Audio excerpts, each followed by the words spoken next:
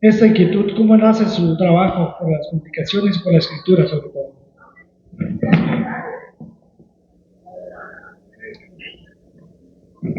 Bien, bien. Buenas tardes a todos. Qué gusto saludarlos.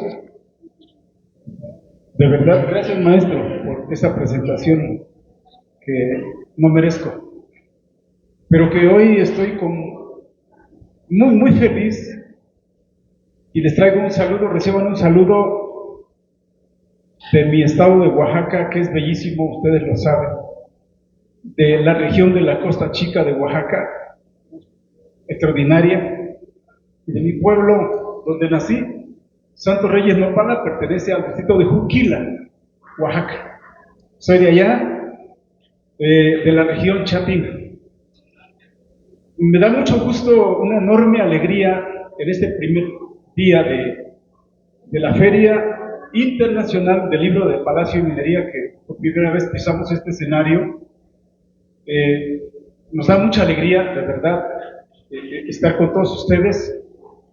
Yo me honro de tenerlos, de verdad, de todo corazón se lo digo. Y bueno, en el caminar de nuestra vida nos ha gustado escribir. Hay una pregunta bellísima que me hace el maestro: ¿cómo nace? Y esta me la han hecho también.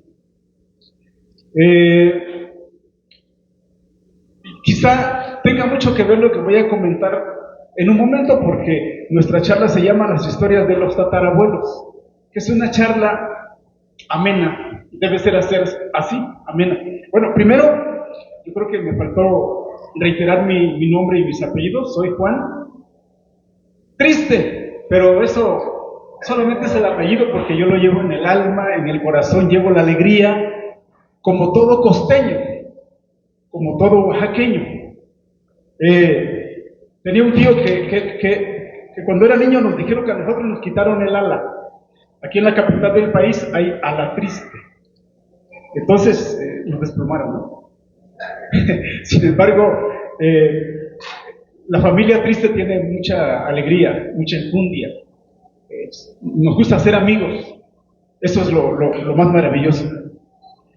Y me siento honrado, de verdad, quiero agradecer infinitamente a la maestra Carmen Sánchez Parada y a todo su equipo que viene desde Oaxaca y hicieron una labor titánica desde que empezaron con la parte logística y la parte de organización de este magno evento. Quiero agradecer infinitamente a todo el equipo, al gobierno del estado, del ingeniero Salomón Jara,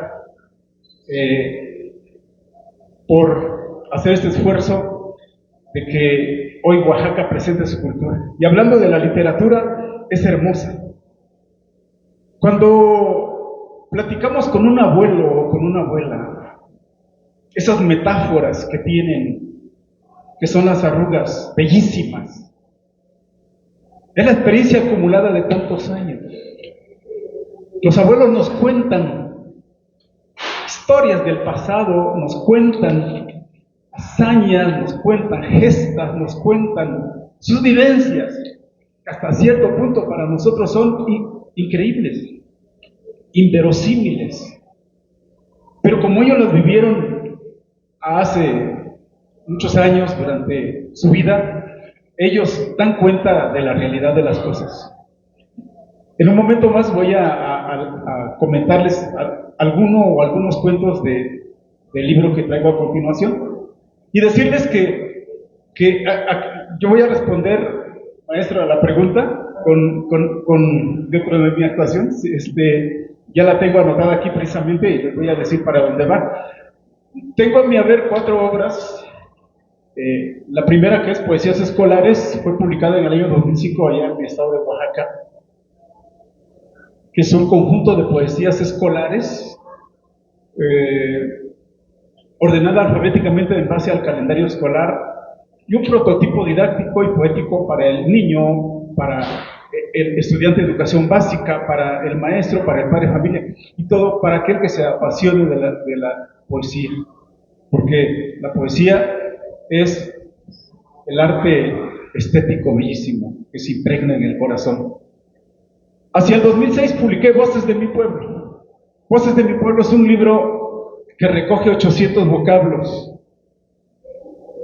de la forma coloquial de los hablantes chatinos. Cuando yo empecé con este proyecto dije voy a rescatar esa habla coloquial de mi pueblo y de mi región. ¿Por qué? Por la invasión de neologismos, de modismos imperantes y que dan con el traste de esa forma elocuente, bellísima de nuestros abuelos, de nuestros padres. Y máxime hoy que estamos en el Día Internacional de la Lengua Materna. Hoy es algo bellísimo. Qué bueno que hoy se inauguró la feria en la Ciudad de México, en este día tan valiosísimo para todos los mexicanos. Y el libro versa sobre trozos de cultura, palabras, tiene su etimología, de dónde derivan el náhuatl sobre todo, y vienen imágenes y está contextualizado en mi pueblo de Santos Reyes, Nopala. Es cultura, es análisis de la lengua y cultura. Es solamente un análisis breve en casi 200 páginas que contiene, porque la cultura es vasta, no nos alcanzarían las páginas para editar toda la cultura. Hacia el 2008 surge Retazos Literarios, que es el libro del que les voy a hablar, que es un conjunto de cuentos que precisamente, aludiendo a la temática que nos trae, los abuelos, yo me sentaba en las tardes con los abuelos, con las abuelas, platíquenme, cuéntenme sus historias, platíquenme.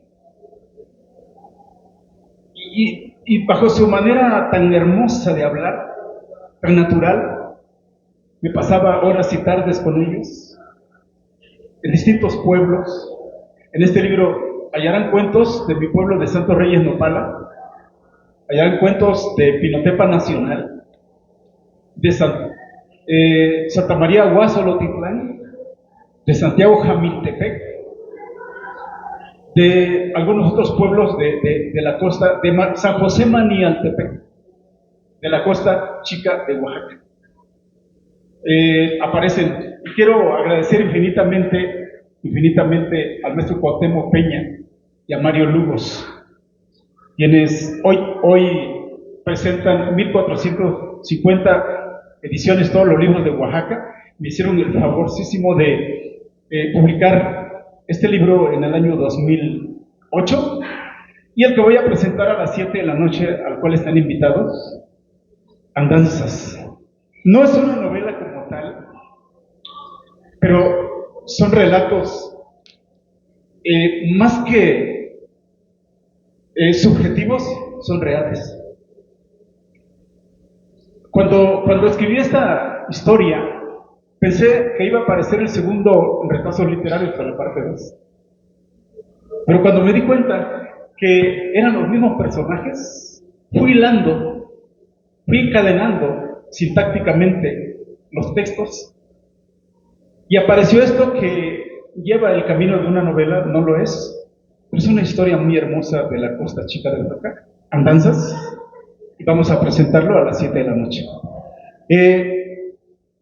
¿Cómo fue que despertó en mí? Ahora sí le respondo al maestro, perdón por esta introducción, y me dice del tiempo, maestro, porque no quiero ser maleducado de pasarme del tiempo. ¿Cómo despertó en mí? Me tocó vivir en mi pueblo una etapa hermosa. Cuando yo nací no había energía eléctrica en mi pueblo. Y en la parte de mi infancia, nosotros somos hijos de campesinos, a mucha honra. Sabemos agarrar el machete, labrar la tierra, sembrar el maíz, sembrar el frijol, los alimentos básicos. Y recuerdo que mi madre en las tardes, noches, o bien a la luz de la luna llena, que aparecía como un queso mágico, redondo, iluminando nuestro patio. Mientras nosotros desgranábamos o deshojábamos las mazorcas, el maíz, hacíamos ronda los vecinos, los primos, los hermanos, los niños, y empezaba a hilvanar sus historias, empezaba a contarnos sus cuentos de terror, de tonales, de nahuales, de brujos. Y eso para nosotros como niños, abríamos los ojos y no le damos crédito, pero nos gustaba que mamá nos contara como una narradora excepcional. Como no había energía eléctrica, a veces en noches de oscuridad había chones de ocote alusando al patio y ahí estábamos a la hora de la cena, todos estábamos platicando. Eso fue lo que me nutrió, eso fue lo que despertó en mí el amor por la literatura, para que en lo sucesivo, cuando yo, años más tarde, que hice la licenciatura como maestro de español, y empecé a ver las obras clásicas, y empecé a leer, porque teníamos que leer, para ser maestros de español teníamos que leer toda una serie de libros. Entonces yo dije, me encanta, me encanta, me encanta, me gusta. Voy a escribir lo que mi madre me contó, voy a escribir lo que mis abuelos, lo que mis tíos. Y fue así como fue naciendo. Pero tiene mucho que ver el proceso formativo del educando. A nosotros nos tocó una etapa, una época impresionante de maestros. Y hago un paréntesis.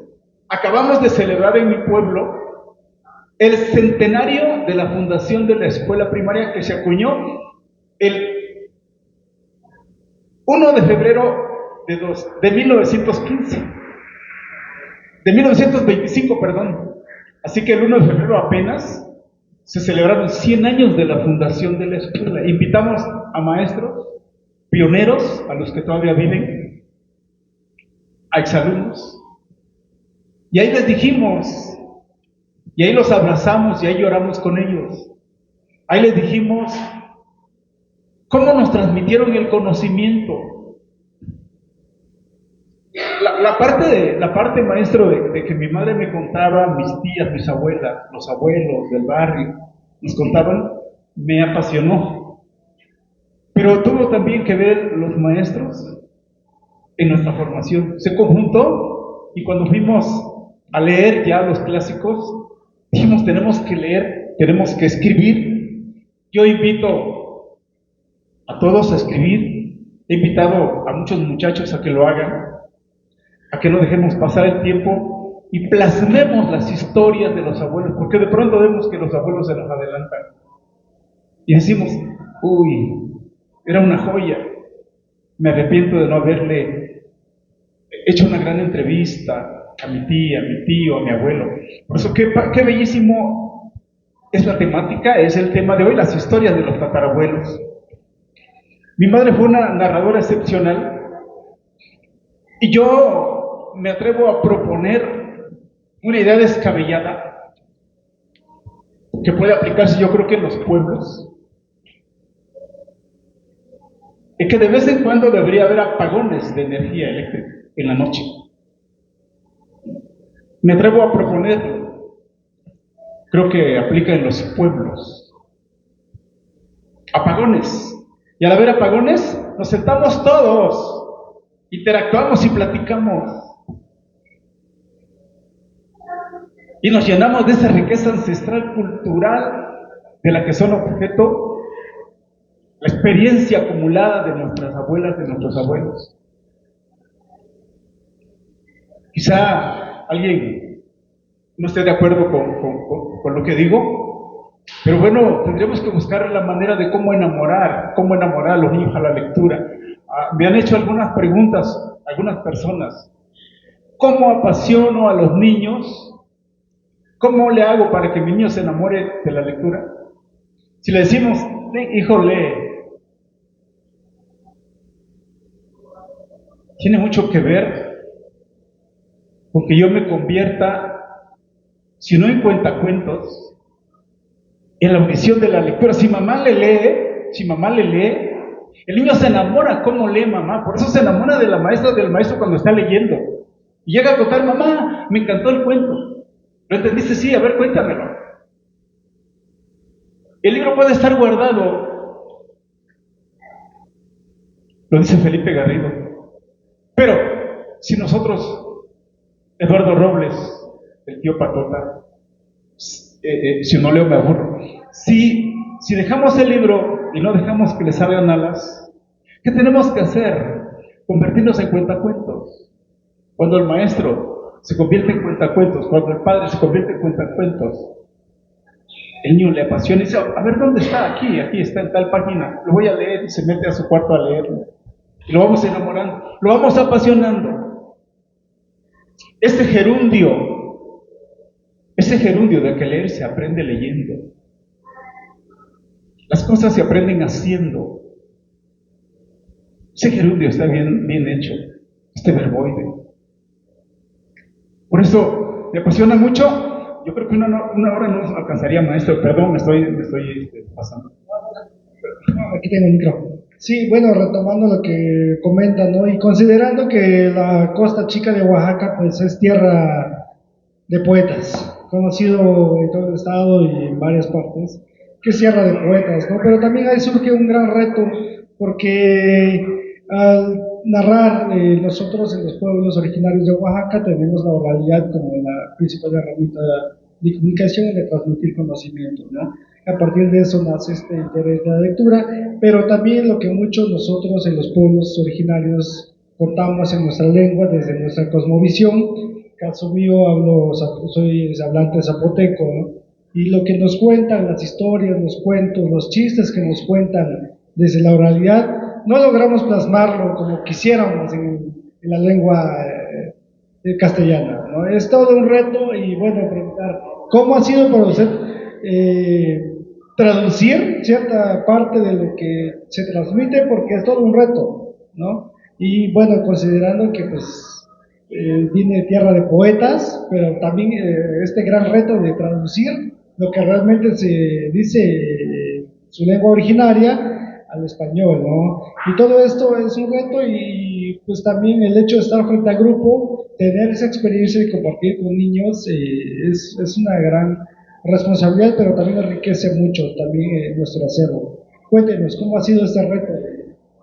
La traducción real, ¿no? Sí. Qué cuestión, algo muy complicado, ¿no? Yo vengo de una región chapina. Y en mi segundo libro, Voces de mi pueblo, que es un análisis de la lengua y la cultura chapina. Yo no hablo chapina, desafortunadamente. Les voy a decir por qué. Bueno, me van a decir que estoy mal y lo tengo que aceptar. Cuando éramos niños, llegó aquellos planes de estudio de la castellanización. Los maestros en los pueblos les decían que ningún niño hable su lengua materna. Fíjense, no, porque vamos a castellanizar, porque desde la Secretaría de Educación Pública, el programa vigente en esa época era castellanización. Quizá tuvo que ver, maestro, algo, o mucho, para que en nosotros no se haya inculcado la lengua materna. Sin embargo, no lo hablo, pero me encanta. Hoy llenaron de información las páginas de mi región acerca de las fiestas, de los programas valiosos que están haciendo los maestros en todo el país, y hablando de mi contexto de mi región chapina, los felicité a todos, porque esta herramienta me hace falta. Y la pregunta que usted me hace, cuando yo recurrí a esto, tuve que recurrir, a traductores a maestros hablantes del chatino que conocen la gramática, y hay muy buenos, conocen la traducción con una sistematización de la enseñanza, y les pedí, aquí vienen los créditos, quienes me apoyaron en la traducción de solamente una parte de la palabra o de la frase. Entonces, es hermosa la lengua, bellísima, y no tiene que desaparecer. Siempre nos hacen algunas preguntas a este respecto. Yo con toda sinceridad les respondo que no tengo ese acervo tan valiosísimo. Sin embargo, estoy dispuesto a apoyar para fortalecer la lengua materna, maestro. Gracias, maestro. Sí, eso es muy cierto. Me parece que fue en los años 70 cuando el plan educativo pues era castellanizar todo, ¿no?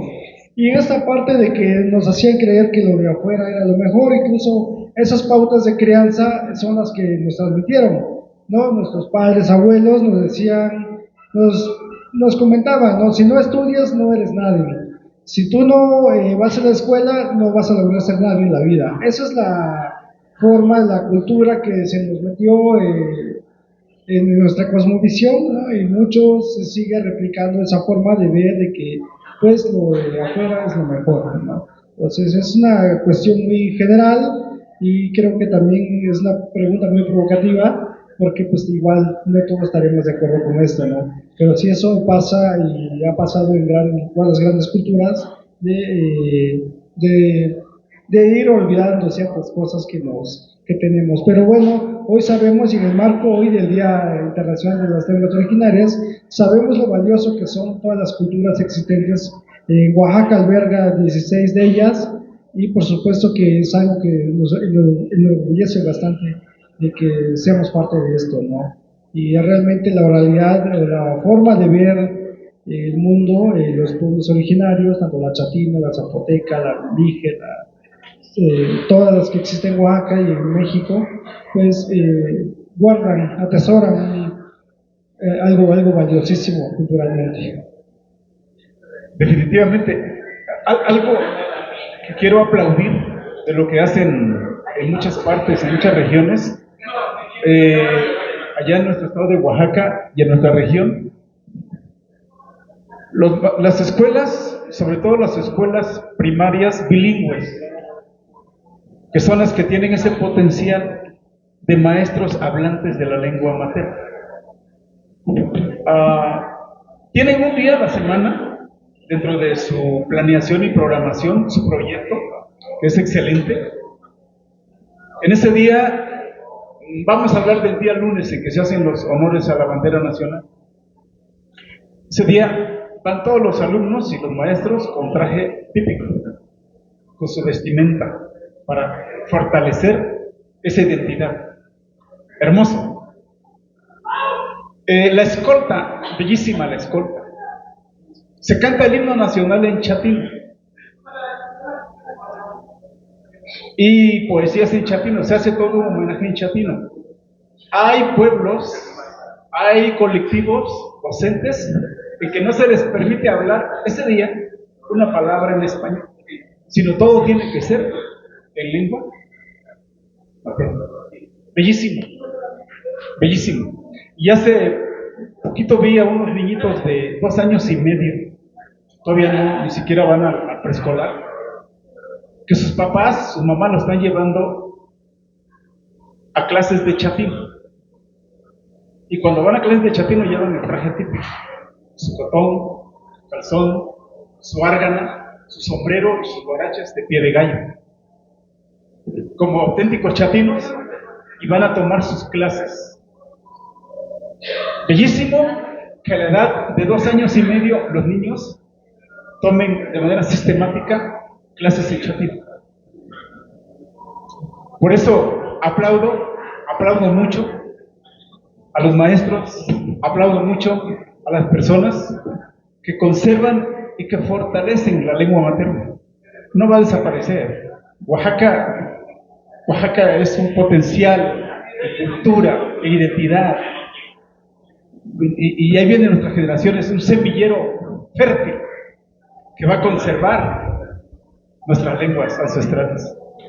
Gracias, maestro. Bueno, me gustaría que nos contara más sobre los retos como escritor, también sus nuevos proyectos y que nos leyera algo de lo que ha escrito, de todo lo que ha escrito, pero también me gustaría abrir la pregunta al público, si tienen alguna pregunta a usted, ¿no? Y para hacerlo más dinámico también, si alguien tiene alguna pregunta, le acercamos el micro para que planteen sus preguntas, antes de poder escuchar algo del maestro Juan Triste.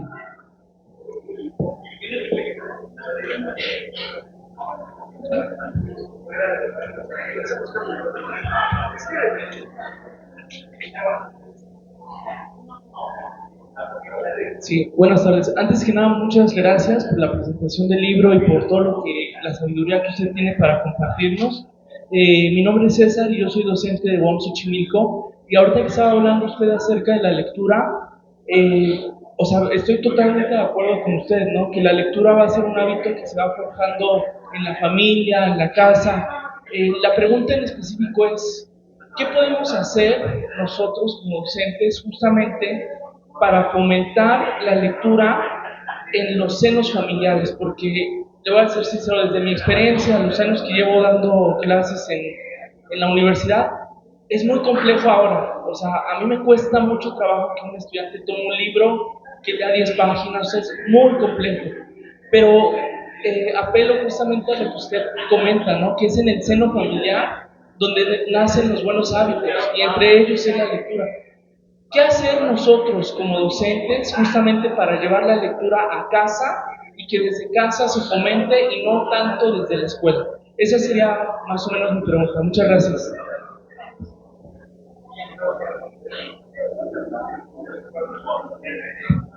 Sí, muchas gracias, maestro. Bellísima pregunta. Excelente. Yo soy maestro jubilado. Trabajé casi 40 años en educación primaria, secundaria y bachillerato. Me encanta mi carrera como maestro español, me encanta ser maestro, me encanta hablar, me encanta leer, me encanta actuar, me encanta, ustedes dicen, no sé, de todo, ¿no? Pero le digo, soy el antónimo de triste, nada que ver, ¿no? Nada que ver. ¿Cómo apasionamos o cómo formamos a los niños? Como maestro español me dediqué a formar bibliotecas. Primero tuve que empezar yo, en mi aula. Yo me casé creo con la idea de Eduardo Robles, cuando decía que el libro, efectivamente como están colocados, ¿no? Tiene que estar colocado así para despertar el interés desde la portada, desde la presentación que dice mucho, wow, la portada. Desde allí enamoramos y apasionamos al niño. ¿Qué contendrá? Nos vamos a la contraportada, a la cuarta de forros a leer, pero aquí nos dice mucho. Entonces, empecé la formación de una biblioteca en mi salón de español. Yo tenía a cargo 350 alumnos todos los días, en español, de español. Y entonces formé una biblioteca con decoramuros. Lo de menos es formarlo con maderita y a nuestro alcance. La idea es colocar los libros. Y entonces yo les pedí a los alumnos que se llevaran un libro a casa para leerlo, el que eligieran. Recordemos que la lectura no se impone. La lectura no se impone. Lo dice Garrido, lo dicen muchos grandes escritores. La lectura debe ser por placer, no se impone. Lo digo, quienes gustan llevarse, sí se llevaban los libros, pero lo van a leer y lo van a compartir con papá o con mamá. Ahí es parte de lo que puedo responder. Y cuando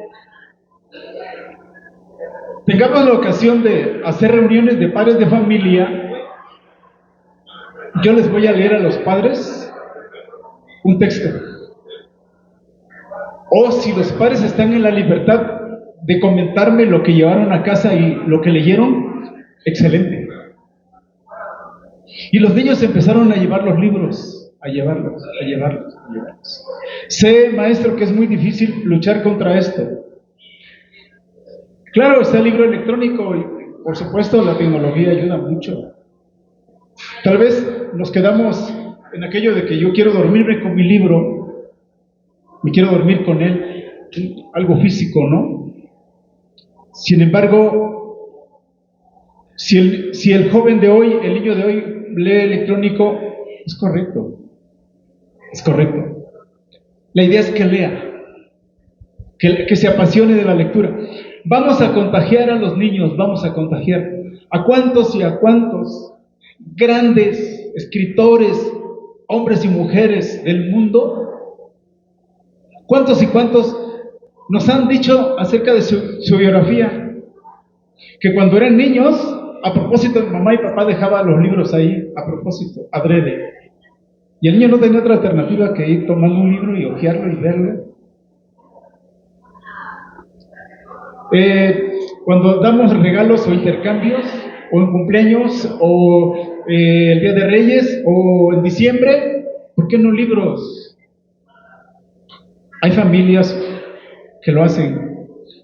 Procuran la formación humanística de valores, sobre todo de lectura, que es una herramienta que les va a servir muchísimo para toda la vida. Por eso ya hace rato maestro hablaba de los apagones. Es necesario. En el pasado nosotros hacíamos visitas domiciliarias a los padres de familia. Eso es muy bonito, porque si vamos y conocemos el contexto del padre, de la madre, nos cohesiona, nos fusiona, y esa integración nos hace también conocer la realidad del contexto del que vive el niño. Y si nosotros nos acercamos con los padres de familia, ellos nos quieren mucho. Y si en ese momento llegamos y leemos con los padres, y llamamos al niño, a la niña, y en presencia de los padres, si leemos, tenemos entonces, sé que hay múltiples estrategias de lucha que hacemos en las aulas. A mí me dio resultado formar las bibliotecas, me dio resultado, y hoy me publican o me comentan, me agradecen. Yo le digo, no, nada que agradecer, es parte de mi deber. Fue mi deber enseñarlos, ¿no? Fue mi deber formarlos, para que cuando lleguen a otros niveles educativos, a bachillerato, a universidad, no se les dificulte la comprensión de la lectura. Eso. Por eso el maestro debe utilizar las estrategias. El maestro es talentoso. Busca una y mil formas de cómo lograr incidir en sus niños el conocimiento, el aprendizaje, la lectura. Y si a través de estas formas, maestro, ayuda, habría que buscar otras alternativas. Digo, el convertirse en cuentacuentos. Cuando me tocaban fábulas, yo les actuaba las fábulas. No se las leía, se las actuaba. Me convertía en la zorra y el cuervo, me convertía en el león y el ratón, me convertía en los personajes y se las actuaba así. Y les gustaba y me decía, cuéntenos otra fábula. Es que esta forma de la audición, de la lectura o de la narración como tal, pero si se puede hacer, gesticular un poquito el rostro para llegar y enamorar al niño o a la niña del placer de la narración y de la lectura, con eso es suficiente. Y con un niño que logremos, ya nos damos por hechos como docentes. A propósito, desde hace 30 años empecé a escribir un libro de fábulas. Ya está terminado, maestro. Fábulas, en verso, con su moraleja, por supuesto. Y ya está la segunda parte de Fábulas, con viñetas a color. Hay un artista plástico de mi pueblo que estudió en Bellas Artes y me hizo el favor de hacer las imágenes. Creo que aquí traigo, sí, efectivamente, aquí traigo un pequeño cartel al óleo, es una pintura al óleo de un próximo libro, de algunos que ya están para la edición. Se va a llamar Fábulas, o se llama Fábulas porque ya tiene el registro, porque me encanta como esa enseñanza del maestro Esopo, de Samaniego, de Iriarte, de Fedro, de Lizardi. Entonces, en lo posterior, yo por eso comento que el maestro, todo lo que pueda hacer con el afán de apasionar a los niños a la lectura va a ser importante. Si la narración, si el que contemos, el que gesticulemos, lo que actuemos, les encanta a los niños. Si ya llegan, lo valioso es que llegan comentando a casa: mamá, papá, hoy el maestro nos sacó un cuento. Yo también quiero ser como él, yo también quiero leer. ¿Qué estamos sembrando en eso? Una llamita en su corazón. Estamos despertando la pasión por la literatura. Gracias, maestro. Bien, muchas gracias, maestro. ¿Alguna otra pregunta? ¿Alguien tiene alguna otra pregunta? Y bueno, comentar que lo que comenta es muy interesante, porque la inteligencia artificial y otros factores no siempre intervienen o siempre chocan con esta parte de leer, porque estamos acostumbrados a leer y nos enseñaron a leer.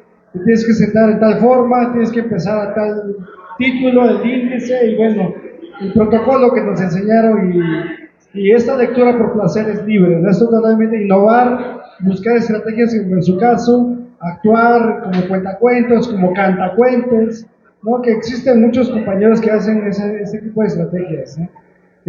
Buscar los personajes de los libros, y en fin, cada mediador de lectura ha encontrado su estrategia, ¿no? Eso es muy, muy interesante. Y bueno, si no hay otra pregunta, me gustaría que nos compartiera algo, maestro, de lo que ha escrito, algo que nos quiere compartir de su libro favorito, de lo que ha escrito, bueno. Muchas gracias. Si no los aburro, puedo leerles uno de los textos de Retazo Literario. Se llama Caso Insólito. Algo inverosímil, pero sucedió en Nopala, en mi pueblo. Dice: Caso insólito. Desde la antigüedad, Santos Reyes Nopala, perteneciente al distrito de Juquila, Oaxaca, ha sido un pueblo muy rico, tanto por su cultura como por sus festividades, su gastronomía, su progreso y la hospitalidad de su gente. Ejemplo claro de lo anterior fue el transporte aéreo con que contó por buen tiempo. Había un campo de aviación situado en un terreno plano de una gran extensión en las riberas del río del Maíz, donde aterrizaban las avionetas que transportaban escasos pasajeros, pero primordialmente el café en grano hacia Puerto Escondido, donde sería embarcado hacia otros destinos. En el terreno del comercio figuraron sobremanera las gaseosas, que fueron pequeñas fábricas rudimentarias que producían refrescos o sodas. También destacaron las plazas, considerados verdaderos tianguis. Fue precisamente este último servicio comercial el decisivo elemento de desarrollo que hizo que el pueblo fuera considerado desde entonces como uno de los principales centros de comercio, no solo de la zona chatina, sino de la región de la Costa Chica. Prácticamente, quien administraba las finanzas públicas era la colecturía de rentas. Una oficina con ese nombre en el centro de la población. Por eso, fueron muchos los recaudadores de renta, como se les llamó a los administradores, que habían llegado al pueblo previo mandato del gobierno del Estado. Esta historia centra su atención precisamente en uno de esos empleados de gobierno que por azares del destino llegó a hacerse cargo de dicha oficina en ese pueblo chavín. No se tiene con exactitud la procedencia de este empleado federal.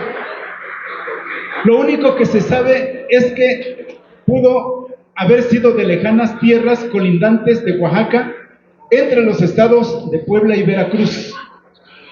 Eso sí, era un hombre de piel blanca, estatura media y cuerpo grueso, de recio carácter, con voz enérgica y respetado por la autoridad que imponía.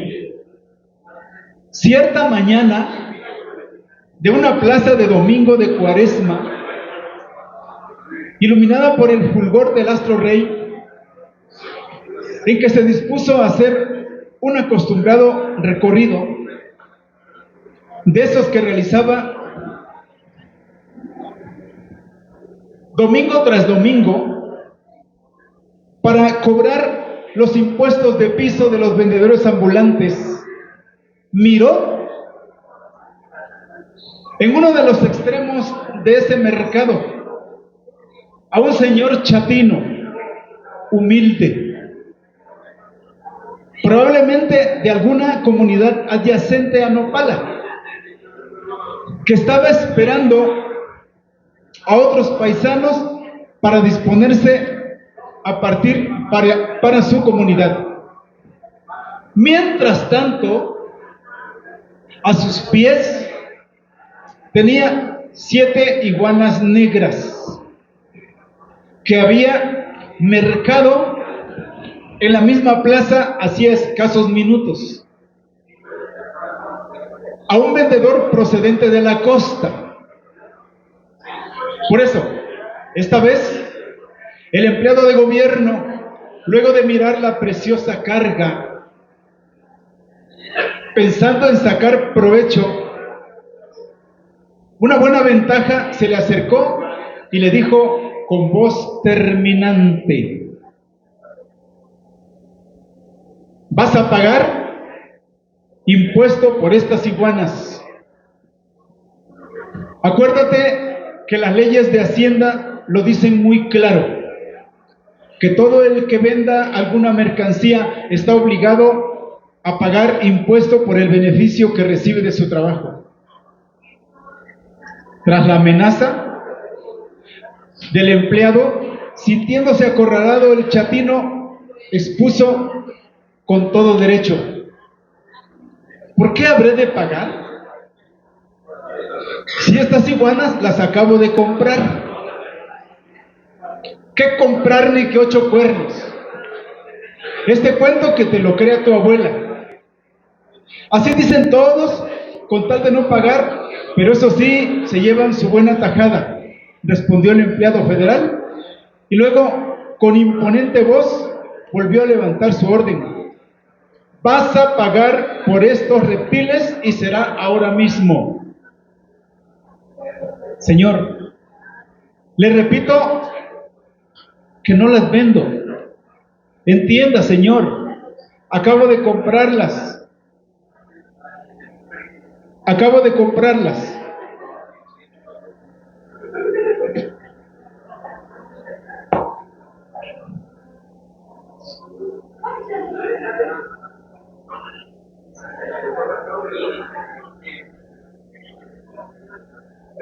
Y no las vendo. Bueno, si tú lo has querido así, repuso en tono enérgico el recaudador, al tiempo que le dio la orden a un acompañante. Le dio la siguiente orden: Topil, recoge estas iguanas y llévatelas a mi oficina. Luego de que el servidor público comunitario obedeciera el mandato, todavía encarando, el recaudador le miró a la cara al tiempo que le dijo: que te valga que estoy de buenas, pues únicamente te las decomiso, porque en caso contrario no solamente te meto al bote, sino también te cobro una inflada multa. Está bien, señor, lléveselas. Si no me cree, lléveselas. Pero eso sí, le advierto que algún día se va a acordar de mí. Porque estas iguanas las compré con el dinero que he ganado trabajando honradamente y eran para el sustento de mi pobre familia, dijo el agraviado hombre cuyas lágrimas empezaban a teñir sus cansados ojos.